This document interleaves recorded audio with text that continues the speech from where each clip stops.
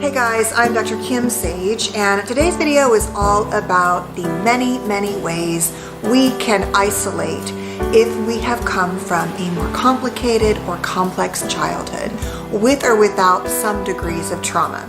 So today's video will discuss what I think are the top 5 reasons why we isolate, why we often withdraw even if we are right in the room with you, and why in general at our core we can have this swing of anxious and avoidant tendencies in terms of attachment. So at the end of this video, I hope you'll know more about why you might do that, why you never feel you can get totally, fully, and freely close to someone. So let's get started and discuss the 5 reasons why I think we do that. And I'm gonna make some little short videos going into each one after this.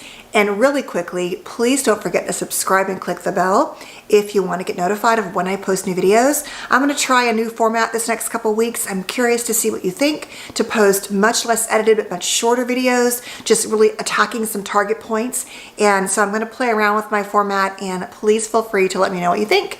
I'm trying to find ways to create more content more often, and working full time, which is a true blessing, but it's also making it difficult, and I have so many things I want to share with you guys, so please let me know, and I'm welcome to your suggestions. Okay, now we might isolate in anything from literally being alone a lot, just trusting our animals, or maybe our children, or it might mean that we might be in relationships or in social environments, but at the core there's a barrier or a wall between us and the rest of the world.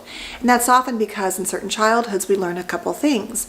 One is that the world is not safe, and oftentimes there's a reason for that, and that has to do often with me, the person who's suffering. And also that there are certain ways to keep myself safe, and they often mean that I can only rely upon myself.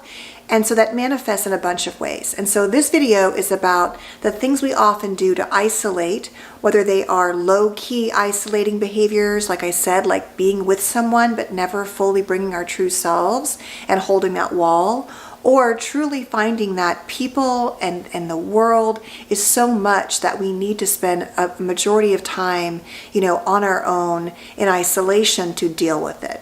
And so I think some of the top 5 reasons why we do that are that we often find that, number 1, we are highly self-critical. And so we're not good enough, and we're always sort of carrying around that lack of worthiness and that I am bad or something's wrong with me dynamic. And that acts as a barrier because I don't think I'm good enough. I'm never going to even risk exposing who I really am to you as a person. Number 2 is that I often believe that you're not good enough either. And so that's the outer critic, where I've learned that the world's not safe. I'm often hypervigilant and looking for people to disappoint me or for me to not be good enough. And so the combination of both of us also acts as a barrier, and that's that classic outer critic. The next thing is we're often auto-regulators. And what does that mean? That goes back often to avoidant attachment, where we often learn to deactivate our attachment needs. And so we often realize as young children that either our parents made us cry it out too much, or they just couldn't be emotionally present, or they weren't physically present, or, all of the above and more. And so we learn to take care of our own needs. And oftentimes those with introversion oftentimes need that sort of self-alone time to regulate, but even extroverts can do the same thing, where we learn to take care of our own needs. And so we never really, lean in or allow or trust anyone else to help regulate us. And we often have to remove ourselves literally just to do so. The next 2 are that we are often easily triggered. People are triggering. And whether they're, don't mean to be or not, they just are. And so we have a very sensitive response system. All of us are walking around with our autonomic nervous systems on guard. But when you have a certain childhood where you are hypervigilant, meaning you had to always be scanning for safety, whether it was emotional safety or physical safety or neglect and things like that, you're just always prepared to act. And that need to prepare to act and or to deal with that sense of being defective, as in the inner and outer critic, often has us fall into our trauma types, meaning that we go into our autonomic nervous system responses that helped us survive. So we go into fight, flight, freeze, often called fawn, collapse, submit. I just discussed these in some detail. I'm going to make more videos in this video on dissociation.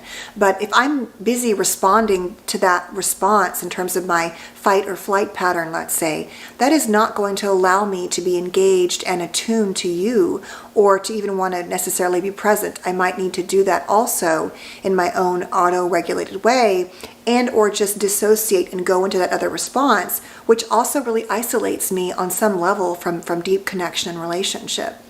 The last one is that at the core, we often believe, as I said, that no one is safe.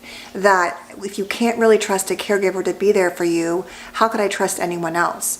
And so we're always scanning for that sense that at any moment we'll be on our own, and that no one can really be trusted, or no one is truly safe psychologically, physically, or emotionally. And if that's the operating principle, then I'm not going to be able to be truly who I am meant to be with you. I'm going to have my guard up, knowing that at any moment I need to fall back into those mechanisms to protect myself. So those are the top 5, I think, why we often isolate, and the way it plays out, like I said, might truly vary. As I talk more about this avoidant tendency, also know there's often an anxious component too. We often have these mixed attachment dynamics with anxious and avoidant, because on the one hand, we really needed that security and safety, and with a parent who maybe was unpredictable or unsafe, that anxiousness might really be deeply wired, but also the avoidance helped us protect ourselves and remove ourselves and deactivate our needs. And so I think you can see that play out a lot more with those who have Cptsd. So I'll post more about that in the next few videos, but thanks for watching. If you like this video, please give it a thumbs up, and please consider subscribing, clicking the bell, and that way you get notified when I post new videos. And thanks for watching, guys. I'll see you soon. Bye.